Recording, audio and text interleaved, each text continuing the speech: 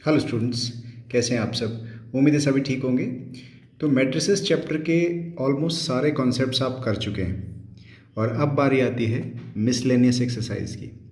Miscellaneous exercise वो होती है जिसमें पूरे चैप्टर पर जितने भी कॉन्सेप्ट्स आपने किए हैं सब पर मिक्स्ड क्वेश्चंस होते हैं, ठीक है।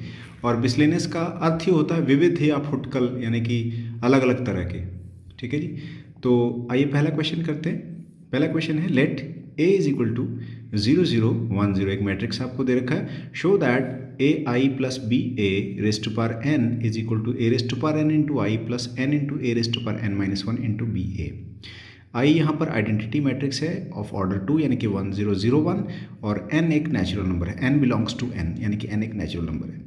अब देखिए, ऐसा जब भी क्वेश्चन आए, ये जनरलाइजेशन के ऊपर क्वेश्चन है, तो हम हमेशा मैथमेटिकल इंडक्शन से करते हैं। और मैथमेटिकल इंडक्शन आपने 11th क्लास में पढ़ा हुआ है। उसमें हम क्या करते थे, सबसे पहले ये देखते थे कि क्या ये जो रिजल्ट प्रूव करना है वो n इजिकल टू 1 के लिए ट्रू है। अगर ट्रू है तो उसके बाद हम देखते थे कि n इजिकल टू के लिए अज्यूम कर लिया जाए उसको। n इजिकल टू के लिए वो अज्यूम कर लेते थे और उस n इजिकल टू के वाले को यूज़ करके ये प्रूव कर देते थे कि वो result n is equal to K plus 1 के लिए भी ट्रू है। तो प्रिंसिपल ऑफ मैथमेटिकल इंडक्शन से प्रूव हो जाता था कि वो रिजल्ट सभी नेचुरल नंबर्स के लिए ट्रू है। वही चीज़ यहाँ करेंगे। तो सबसे पहला स्टेप क्या होता है, n इजिकल टू 1 पुट करेंगे हम। लेफ्ट हैंड साइड देखते हैं, n इजिकल टू 1 पुट करके क्या बनती है। n की जगह 1 ले लिया तो A I plus B A power 1, जो कि ए आई प्लस बी ए ही हो गया, ठीक है जी। उसके बाद हमने क्या किया, राइट हैंड साइड में n को 1 लिया तो क्या बना, A raised to power 1 into I plus 1 into A raised to power 1 minus 1 into B A. तो A raised to power 1 A हो गया, I plus A raised to power 0 हो गया, ए रेस्ट टू पावर 0 क्या हो जाएगा, 1 हो जाएगा इंटू बी ए। तो ये भी ए आई प्लस बी ए बन गया। तो आपने क्या देखा कि लेफ्ट हैंड साइड और राइट हैंड साइड दोनों सेम आ गई for N is equal to 1। इसका मतलब hence the result is true for N is equal to 1। 1 is equal to 1 के लिए रिजल्ट ट्रू है। फिर क्या करते हैं, सेकेंड स्टेप क्या होता है, assume that the result is true for N is equal to K. तो हम एन की जगह जहाँ एन है वहाँ के पुट कर देते हैं। तो A I plus B A raised to power K is equal to A raised to power K into I plus K into A raised to power K minus 1 into B A, ठीक है।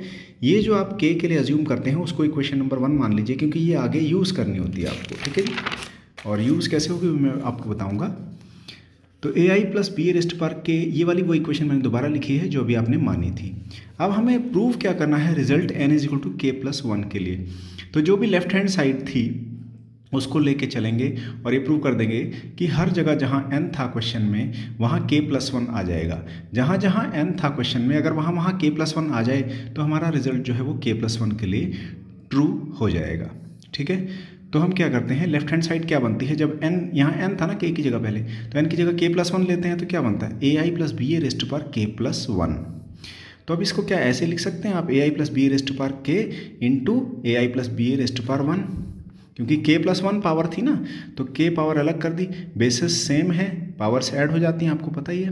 तो A I plus B A raised to power k into A I plus B A raised to power 1 ऐसे लिख दिया। अब A I plus B A raised to power k की value जो आपने अभी अज्यूम किया था, A I plus B A raised to power k की वैल्यू ये है पूरी जो अज्यूम किया था आपने उससे। तो A I plus B A raised to power k की जगह ये पुट कर देंगे, ये पुट कर दिया आपने इक्वेशन 1 से, ठीक है जी। और इसको ऐसे ही रख लिया। अब क्या करना है, मल्टीप्लाई करना है। तो मल्टीप्लाई पहले देखिए करते हैं, A raised to power K into I को ए आई से करते हैं। तो A raised to power K into A raised to power K plus 1 हो गया, आई इंटू आई स्क्वायर हो गया, आई स्क्वायर भी आई ही होता है, आई का स्क्वायर करें आइडेंटिटी मैट्रिक्स का तो आई ही हो जाता है। उसके बाद इस टर्म को इसके साथ मल्टीप्लाई करना है बी ए के साथ। तो ए रेस्ट टू पावर के आ गया, साथ में आई आ गया और बी ए आ गया, प्लस फिर इसको इसके साथ मल्टीप्लाई करते हैं। तो ए रेस्ट पर के माइनस 1 है और ये ए रेस्ट पर 1 है, तो ए रेस्ट पर के माइनस 1 प्लस 1 बन गया, बी ए आई ऐसे ही रह गया, ठीक है। प्लस अब इसको इसके साथ कर देते हैं तो क्या आ गया, के ए रेस्ट पर के माइनस 1 बी ए, एक और बी ए है तो बी का स्क्वायर हो गया, और ए इंटू ए का भी स्क्वायर हो गया, ठीक है। तो ये चीज़ आप देखिए, ए रेस्ट पर के प्लस 1 आई तो ऐसे ही आ गया, अब ए रेस्ट पर के आई बी ए ऐसे ही आ गया, ठीक है।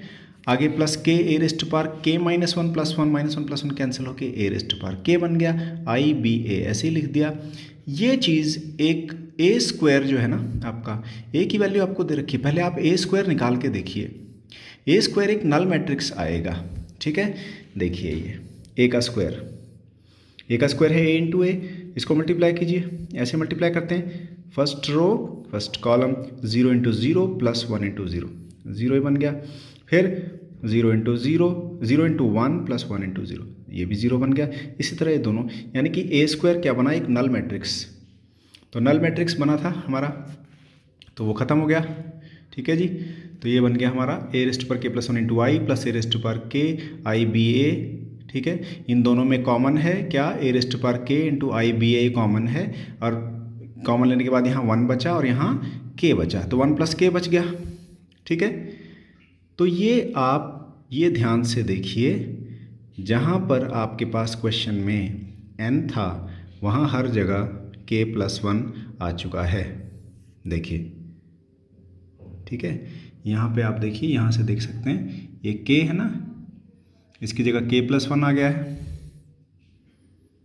ठीक है जी। और इसके अलावा जहाँ पर आपके पास ये k है वहाँ क्या आ गया है, k प्लस 1। यहाँ पे k माइनस 1 था, तो k की जगह k प्लस 1 करें तो k प्लस 1 माइनस 1 k आ गया। तो यानी कि कहने का मतलब है जहाँ n था वहाँ क्या आ चुका है, k प्लस 1 आ चुका है। तो हैंस हम क्या कह सकते हैं, the result is true for n is equal to k plus 1, therefore by the principle of mathematical induction the result is true for all natural numbers. जहाँ पे भी n होता है ना, ये देखिए, जहाँ पे ये रेस्ट पार के ये पहले n ही थे ना, तो यहाँ k की जगह k प्लस 1 आ जाना चाहिए, यहाँ k प्लस 1 आ जाना चाहिए, यहाँ k की जगह k प्लस 1 आ जाना चाहिए, तो k प्लस 1 माइनस 1 तो k आ जाता है, वही चीज़ आई है यहाँ। तो ये हो गया। नेक्स्ट क्वेश्चन वो भी मैथमेटिकल इंडक्शन के ऊपर ही है। देखिए, एक मैट्रिक्स आपको a दिया हुआ है और प्रूव करना कि a raised to power n इसके इक्वल है, n एक नेचुरल नंबर है। तो पहले हम क्या करते हैं, n को 1 पुट करके देखते हैं। तो n को 1 पुट किया तो a रेस्ट टू पावर 1 बन गया, ये यानी कि a ही बन गया। इसमें n को 1 पुट किया तो 3 रेस्ट टू पावर 1 माइनस 1, सारी एंट्रीज वही बनी है। तो 3 रेस्ट टू पावर 1 माइनस 1 यानी कि 3 रेस्ट टू पावर 0, और any finite quantity raised to power 0 होता क्या है, 1 होता है, ये सारे 1 बन गए। तो for n is equal to 1, a is equal to ये आ गया, वही था a, इसका मतलब the result is true for n is equal to 1, ठीक है। अब अज्यूम करना है कि that the result is true for n is equal to k। तो क्या बन जाएगी equation, a raised to power k is equal to this, n की जगह k लिख दिया आपने हर जगह, ये इक्वेशन 1 मान लीजिए क्योंकि ये आगे यूज होगी। अब हमने क्या करना है, to prove that the result is true for n is equal to k plus 1, consider जहाँ पे n था वहाँ k प्लस 1 पुट करके देखते हैं, a raised to power k plus 1, इसको कैसे लिखेंगे, a raised to power k into a। तो a raised to power k की वैल्यू अभी आपने इक्वेशन 1 से ली है, ये ले लेंगे a raised to power k की जगह। फिर उसके बाद a ये पुट कर दिया, अब मल्टीप्लाई कर देते हैं। मल्टीप्लाई कैसे करेंगे, 3 raised to power k minus 1 into 1 plus 3 raised to power k minus 1 into 1 plus 3 raised to power k minus 1 into 1। सारी एंट्रीज यही बनेंगी क्योंकि ये भी सभी एंट्रीज सेम है और ये भी 1 1 1 है। अब ये 3 raised to power k minus 1 कितनी बार आया, 3 बार आया, तो 3 into 3 raised to power k minus 1, यहाँ पे भी 3 बार आया, सभी में 3 3 बार आया, क्या 3 raised to power k minus 1। तो ये होगा क्या, आपके पास ये 3 की पावर 1 है और ये 3 की पावर k माइनस 1 है, ठीक है। आपको चाहिए क्या कि जहाँ पे भी n था वहाँ क्या आ जाना चाहिए, k प्लस 1, ठीक है। तो हम इसको ऐसे लिख सकते हैं, 3 raised to power k plus 1 minus 1, 3 raised to power k plus 1 minus 1, ये 3 की पावर 1 है, पावर जुड़ी तो 3 की पावर k प्लस 1, फिर ब्रैकेट के बाहर माइनस 1 लिख सकते हैं। ऐसे करके अरेंज करके लिख दिया, जस्ट हमने ये देखने के लिए कि जहाँ जहाँ n था वहाँ k प्लस 1 आ गया कि नहीं, क्योंकि हमारा जो n था वो देखिए यहाँ n जहाँ था उसकी जगह हमें k प्लस 1 आना चाहिए, तो हमारा सही हो जाता है, n की जगह k प्लस 1, तो वो चेक करने के लिए हमने वैसे लिख दिया है, ठीक है। तो इसके बाद हम क्या लिख सकते हैं, the result is true for n equal to k plus 1, therefore by the principle of mathematical induction the result is true for all natural numbers. For all n belonging to n का मतलब होता है for all natural numbers, n एक natural number है, natural numbers का set है। तो अब थर्ड क्वेश्चन भी मैथमेटिकल इंडक्शन पर बेस्ड ही है और ये आप अपने आप करके ट्राई कीजिए, अगर कोई दिक्कत आती तो ज़रूर बताइएगा। नेक्स्ट क्वेश्चन देखते हैं, बड़ा इंपॉर्टेंट है। If a and b are symmetric matrices, a और b सिमेट्रिक दे रखे हैं, prove that ab minus ba is skew symmetric. Symmetric matrix कौन से होते हैं?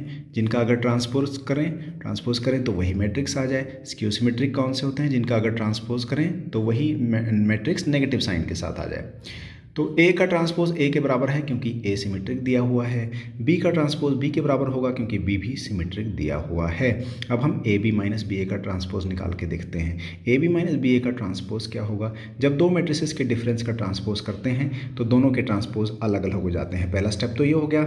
उसके बाद इसको रिवर्सल लॉ बोलते हैं। ए बी ट्रांसपोज जो बी ट्रांसपोज ए ट्रांसपोज हो जाता है ना, रिवर्सल लॉ मतलब ऑर्डर रिवर्स होके फिर ट्रांसपोज होता है। वही रिवर्सल लॉ यहाँ लगाएं तो पहले किसका आ गया? ए का ट्रांसपोज आ गया और फिर बी का ट्रांसपोज आ गया। अब क्योंकि बी भी सिमेट्रिक था, ए भी सिमेट्रिक था, तो बी ट्रांसपोज की जगह बी आ गया, ए ट्रांसपोज की जगह ए आ गया, माइनस ए ट्रांसपोज की जगह ए आ गया, बी ट्रांसपोज की जगह बी आ गया। तो ये हो गया B A minus A B. इसमें से नेगेटिव साइन अगर कॉमन लें तो A B minus B A बनता है। ठीक है, तो किसका ट्रांसपोज निकाल रहे हैं? A B minus B A का ट्रांसपोज निकाल रहे हैं। वो minus of A B minus B A बन गया, तो किसी मैट्रिक्स का ट्रांसपोज निकाला, वो उसके नेगेटिव के ही बराबर आया, तो ए बी माइनस बी ए कैसा मैट्रिक्स हुआ? स्क्यू सिमेट्रिक मैट्रिक्स हुआ। ठीक है जी। एक और बड़ा ही इंपॉर्टेंट क्वेश्चन देखते हैं, ये भी बहुत इंपॉर्टेंट है। क्वेश्चन क्या है? Show that B transpose A B is symmetric और skew symmetric according as A is symmetric और स्क्यू सिमेट्रिक। वो कह रहा है कि B transpose A B symmetric या स्क्यू सिमेट्रिक होगा। किसके ऊपर डिपेंड करेगा? अगर ए सिमेट्रिक है तो बी ट्रांसपोज ए बी भी सिमेट्रिक होगा, और अगर ए स्क्यू सिमेट्रिक है तो बी ट्रांसपोज ए बी भी स्क्यू सिमेट्रिक होगा। तो बी ट्रांसपोज ए बी किसके ऊपर डिपेंड कर रहा है? ए के ऊपर। ये हमें प्रूव करना है। तो हम क्या करते हैं, जो matrix B transpose A B है इसका ट्रांसपोज लेके देखते हैं। तो बी ट्रांसपोज ए बी का ट्रांसपोज ले रहे हैं, तो रिवर्सल लॉ लगाइए। सबसे पहले लास्ट वाले मैट्रिक्स का ट्रांसपोज, फिर बीच वाले का ट्रांसपोज और फिर पहले का ट्रांसपोज। पहला है बी ट्रांसपोज, उसका फिर ट्रांसपोज लेंगे तो वो बी हो जाएगा। आप पहले ही पढ़ चुके हैं ये कि दो बार ट्रांसपोज लेते हैं तो मैट्रिक्स वही आ जाता है। तो बी ट्रांसपोज आ गया, फिर ए ट्रांसपोज आ गया और फिर बी आ गया। अब B transpose A transpose into B. तो अब अगर ए सिमेट्रिक हो, तो ए ट्रांसपोज जो है वो ए के इक्वल हो जाएगा। तो बी ट्रांसपोज ए बी का ट्रांसपोज किसके इक्वल होगा? बी ट्रांसपोज, इसकी जगह ए कर देते हैं ए बी, तो बी ट्रांसपोज ए बी का transpose B transpose A B के बराबर आया। एक मैट्रिक्स है उसका ट्रांसपोज उसी मैट्रिक्स के बराबर आया, तो वो मैट्रिक्स क्या होता है? सिमेट्रिक होता है। तो B transpose A B symmetric हो गया। ए अगर स्क्यू सिमेट्रिक ले लें तो ए ट्रांसपोज माइनस ए के इक्वल होगा, तो बी ट्रांसपोज ए बी का ट्रांसपोज होगा बी ट्रांसपोज माइनस ए कर दिया और ये बी माइनस साइन यहाँ लिख दिया, तो minus B transpose A B. तो एक मैट्रिक्स का ट्रांसपोज लिया, वो उसके नेगेटिव के बराबर आया, तो इसका मतलब ये पूरा मैट्रिक्स क्या है? स्क्यू सिमेट्रिक है। तो स्टूडेंट्स, मिसलेनियस एक्सरसाइज किसी भी चैप्टर में आपने छोड़नी नहीं है, पूरी करनी है। आई होप आपको सब कुछ समझ में आ गया होगा। अगर फिर भी कुछ नहीं समझ में आया तो ज़रूर बताइए, कोशिश करेंगे आपके सभी डाउट्स सॉल्व किए जाएं। तो इस वीडियो में इतना ही। अगली वीडियो तक हैप्पी प्रॉब्लम सॉल्विंग, प्रैक्टिस करते रहिए। Good luck.